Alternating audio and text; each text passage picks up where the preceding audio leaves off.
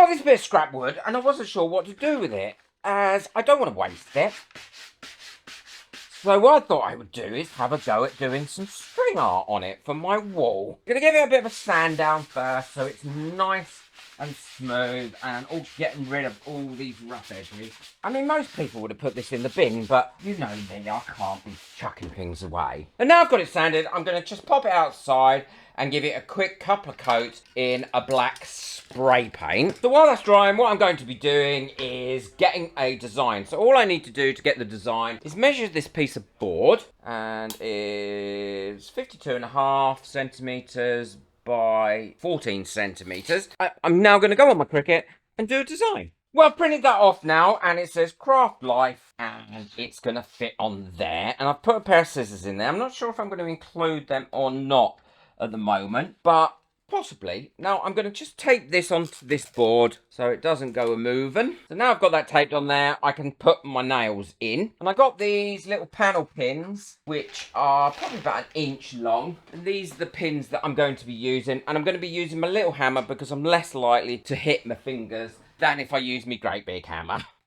If you haven't got a little hammer, you can use your big hammer. And if you're worried about hitting your fingers, the other thing you can do is you can always use a pair of pliers like this to hold your pin in place, and then you hit that instead of your fingers. And then I want them sticking up quite a way because I'm probably going to go over it more than once. Always make sure when you get the pins that you get the ones with the little heads on as well, so that your string or whatever you're going to use doesn't fall off the top. So I'm going to go ahead, I'm going to put these in. I'm not going to measure out how far apart they need to be. I'm doing all that by eye. What I have discovered is when you've got an insert like this inside a letter, it's important to do that first, because if not, you can't get your fingers in there to do it. So as long as you go around and do that bit first. I'm also putting the nails a lot closer together on these inserts as well, so that I get a better shape.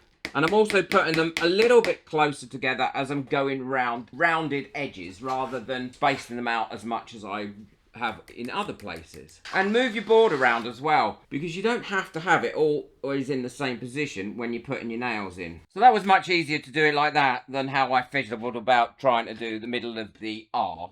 And the other way you can do it if you've got difficult pieces is I've got a tiny bit of plastic bottle here. Look, I've made a hole in it there and I've put a little thin slit there. I can push my nail into that, get it where I want it, there, hammer it in, and then pull it because there's a split in it, and it just comes straight out. And that has made my fingers a lot less tender from keep hitting them. Because it's a clear plastic bowl, you can see exactly where you're putting it. I'm not sure how well these scissors are going to come out, but we can only try, can't we? Well, I've got all my nails in. It took me about an hour to put all those in, which weren't too bad. And now it's time to take off my paper. You'll be able to see as well that not all the nails are in straight. So I might go along and straighten some of them up. But also you will see where I've probably put them in the wrong place and there's extra holes, but I can go in afterwards if it's a little bit too bad and just pull them off or tidy them up. But none of the nails have come out, so I've got them in all at a decent depth. When you take this off as well, you can, sometimes it's a little bit more difficult to see where your pattern is, but I've got a picture of my pattern that I can put near it anyway,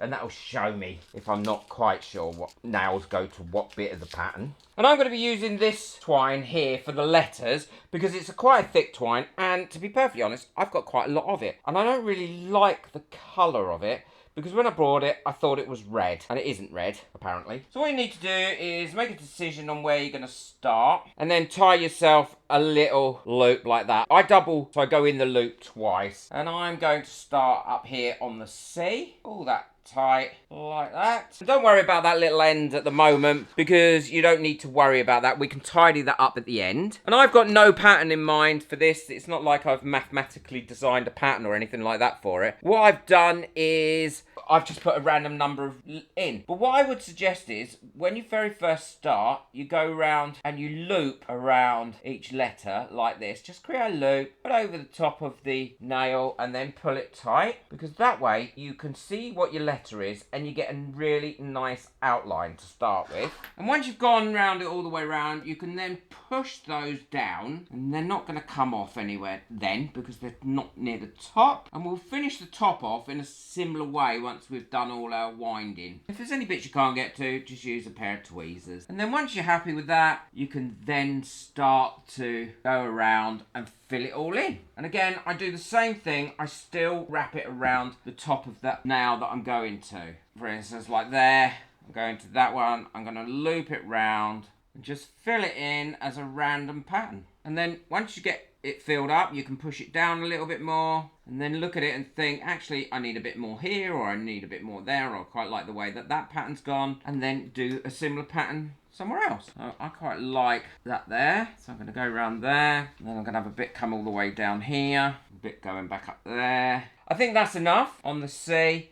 So what I'm going to do is cut my thread here, and then tie that off around that last nail, and then push all that down. Yeah, I'm happy with that. And to finish this off, what I'm going to do is go around the top again in a loop, choosing a different nail to tie my knot on to. There, like that. And then go all the way around that way. So I'm doing my loop from the inside to the outside. And now I'm going to go back round, but this time I'm going so my string's on the outside of the nail like this. So like my loop is really on the inside of the letter. So it creates a really nice border. Cut my string. And then I'm going to pull my string from under here without letting it come off that top, using my tweezers like that, and wrap that round that nail, and then I can tie that off in a little knot. And then to tidy them up, all I need to do is cut the string so it's not right up to the knot, these little bits, and then I can tuck them, twist the knot around, and tuck those straggly bits in. And then you've got the first letter, the first C. So I'm going to finish off all the letters, then I'm going to come back and I'm going to show you what I'm going to do with the scissors to make them shine out a little bit more. So I've finished doing the craft life bit, and now what I'm going to do is, just to give that a little bit of sparkle and highlight, is to go over each top again with the finishing weave. So I'll go round like this, each nail, and then go back around so that it's coming out both sides. So you've got a finished edge. And once I've done that, I'll show you what I'm going to do with the scissors. Adding that gold onto the outside of those letters, I think, has really made that stand out and given it that extra bit of sparkle. What I'm going to do for the scissors is use the gold for the handles and the silver for the blades in exactly the same way as I built up these letters. And once I've done that, I'll show you what it looks like finished. Well, I've finished that now, and it didn't take long at all. It only took a couple of hours, and I'm really pleased with it. The scissors actually came out better than I thought they would come out. All I need to do now is pop a couple of these on the back of it, and then I can hang it up. And I'm keeping this for myself because I've really enjoyed making it. It was a lot of fun. I might even take it to a craft fair or somewhere like that as just a sign to have in the background somewhere to hang up, but not to sell. And in the meantime, I think I'm going to hang it in my craft room somewhere. It's cheery and it'll cheer me up when I'm feeling blue. There we go, all done. Craft life, pair of scissors, couple of hours work. So easy to do, but so enjoyable. I know I'm a bad artist, but it's doing bad art and things like this that actually I love doing. I hope you've enjoyed this project as much as I've enjoyed it, and have a go. Check out the video that I've got coming up next. I think you'll really like that one. Boot the like button, hit the subscribe button, but most of all, enjoy your crafting. Take care, bye.